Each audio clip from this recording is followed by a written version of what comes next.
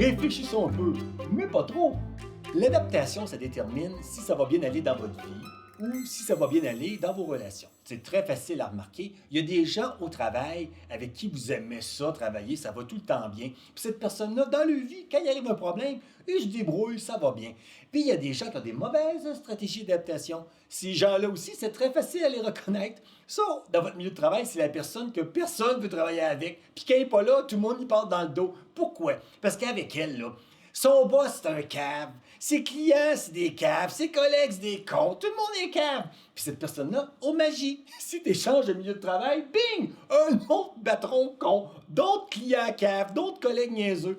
Et cette personne-là, ce qu'il y a, c'est qu'elle ne se rend pas compte que tout le monde se décave, sauf elle. Si ça vous arrive, tout le monde est cave, sauf vous, je pense que c'est vous qui avez un problème. Pourquoi? Parce que quel est le dénominateur commun de toutes vos relations? Ben, c'est nous-mêmes! Ben, le problème, il vient peut-être de moi.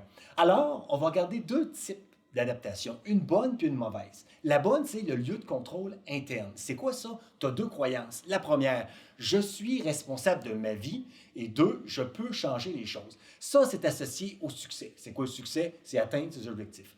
L'autre, qui est associé à l'échec, c'est que tu ne peux pas atteindre tes objectifs. C'est le lieu de contrôle externe. Les deux croyances, je ne suis pas responsable de ma vie et je ne peux pas changer les choses.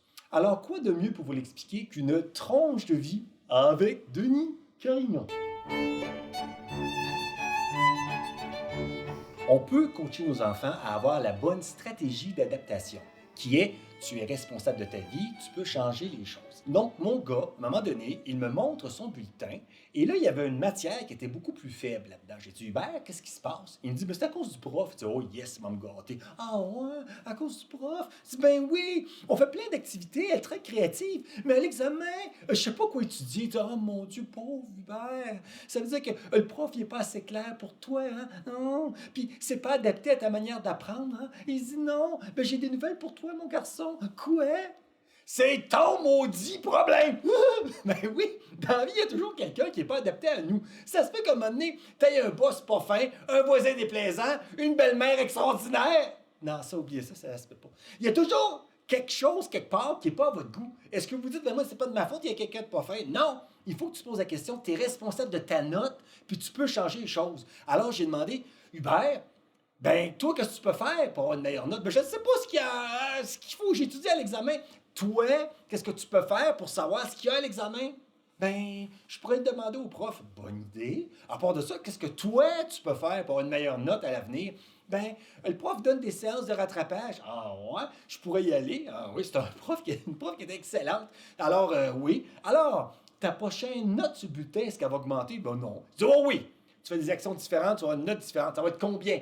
Ben, ça va être tant de plus. Alors, voyez-vous ici, Hubert a eu l'idée de tu es responsable de ta note, puis tu peux changer les choses.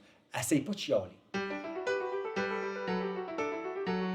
Je reviens sur la mauvaise stratégie d'adaptation, lieu de contrôle externe. C'est je suis pas responsable de ma vie, puis je peux pas changer les choses. Cette stratégie-là fait en sorte qu'on devient impuissant et victime, même une victime professionnelle. Et en plus de ça, ça fait de nous des super chialeux. Il arrive quelque chose, ah, c'est à cause du gouvernement, c'est à cause de la société, c'est à cause de mon voisin, c'est à cause de mes parents. Puis là, on chiale, et on change rien dans notre vie. On reste des victimes pour toute notre vie. Bien, l'avantage, c'est qu'on met la faute sur les autres. Puis le désavantage, c'est quoi? C'est qu'on va rester dans nos problèmes. Alors, lorsqu'on est dans un lieu de contrôle interne, je suis responsable de ma vie, puis je peux changer les choses. On est orienté vers une solution et on est orienté à découvrir nos propres ressources, malgré les malgrés. Malgré qu'en ce moment, c'est la COVID, malgré qu'en ce moment, il y a une difficulté économique, malgré qu'on voit moins de monde. Moi, qu'est-ce que je peux faire pour être un peu mieux malgré tout? Et là, en ce moment-là, on cherche des solutions, on a plus de pouvoir pour changer notre vie. Françoise Godette-Smith, oui, c'est qui ça? Ça fait très longtemps, j'étais petit. Elle disait ceci. Certains attendent les meilleurs jours, d'autres décident de les faire. Pensez-y.